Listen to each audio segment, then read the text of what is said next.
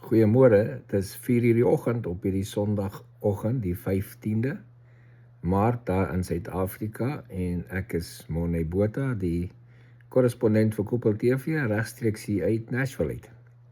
En ons doen 'n nuutste update op die Iran-oorlog. Daar's so 'n paar dinge wat drasties verander het in die laaste paar ure.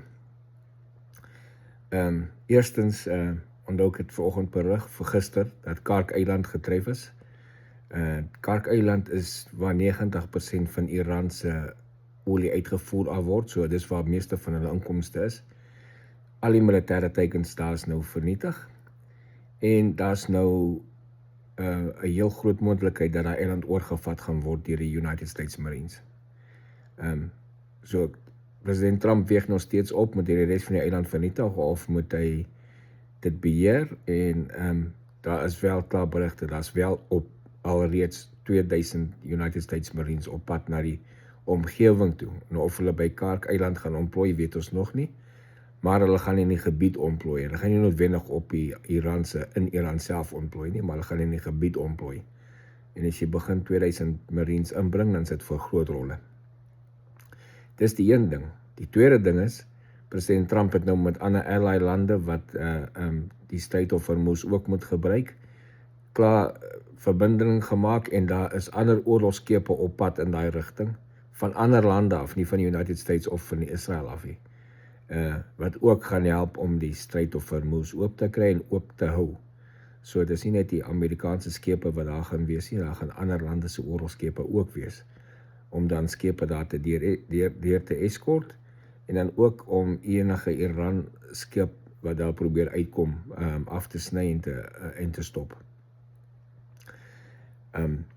Dis die twee groot dinge wat plaasvind. So dit beteken dat binnekort gaan daar nou volle beheer gevat word oor Iran se energie. En dit beteken dat Iran nie meer inkomste gaan hê nie. Ek het gister berig dat die Ayatollah wat nou in charge is, Khomeini se seun, is nog steeds absent, is nog steeds geen teken van hom nie, daar is nog steeds geen fisiese beeldmateriaal van hom nie, so die kans dat hy gewond of dalk dood is redelik groot, of enigiets anders is, maar hy is definitief nie in een stuk of heel of regop nie, op die oomblik nie, anders sou hy lankal sy gesig gewys het. So dis die ander probleem vir daai gedeelte van die saak.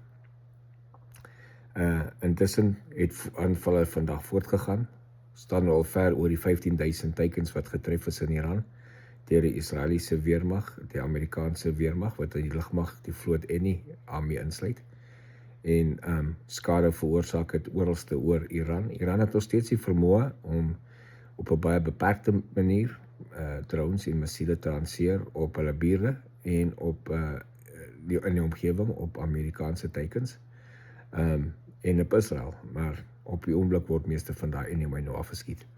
Hulle suksesse is al hoe minder en minder en minder. So word hulle gechoke op 'n punt wat hulle al hoe minder kan doen. En nou met Marines wat op pad is om te ontplooi en ander lande se oorlogskepe, gaan hulle Iran nou heeltemal afchoke, met dat hulle nie kan inkomste kry nie, en as hulle nie inkomste kry nie, as hulle gaan ophou om hulle soldate wat nog vir hulle fight te betaal, gaan die ook dalk net wapens neerlê, en dan ook het nie geld om hulle terrorisme met ander lande soos Hezbollah en so voort te sit nie, so daar ons gaan ook toegedruk word. So dis dan die berig van nou, hierdie Sondagoggend daar in Suid-Afrika. Geniet die res van die dag, soos ek later weer enige inligting kry, dan sal ek dit beskikbaar maak. Baie dankie.